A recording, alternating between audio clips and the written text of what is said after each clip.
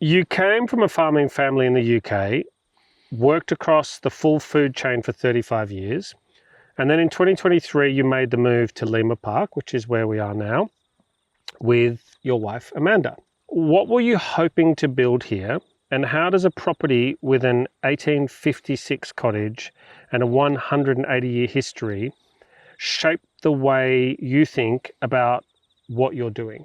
Yeah, I think I feel a kind of profound sense of responsibility and custodianship for this property. Apart from anything else, Bronwyn James, the former owner, literally you better look after this place.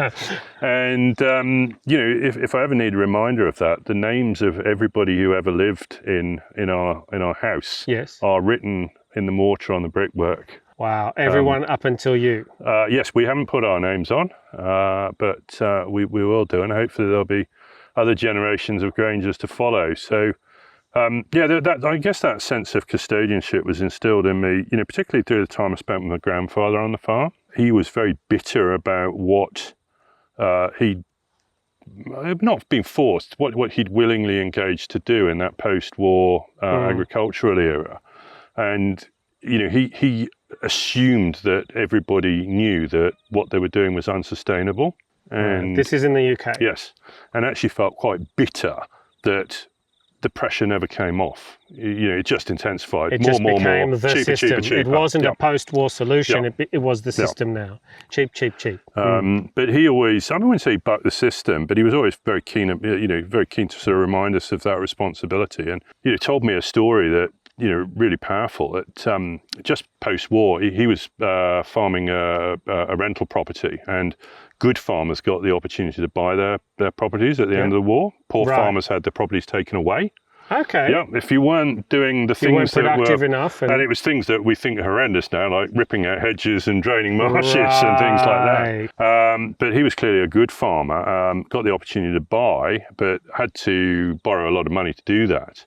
And not long after he'd done, I think there was I don't know whether it was a market issue or I don't think it was a disease problem, but some external shock, and he couldn't make the repayments on the loan, and was the way he described the story, he was days away from having to leave the farm, and quite emotional actually. Woke up one morning and heartbreaking. The whole farm was covered in mushrooms, literally a blanket of mushrooms.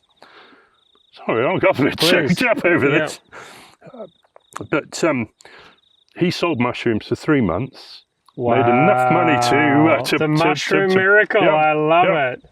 What was does he know what the cause of the mushrooms were? Gift from heaven. Never happened before. Never happened afterwards. Amazing, isn't it?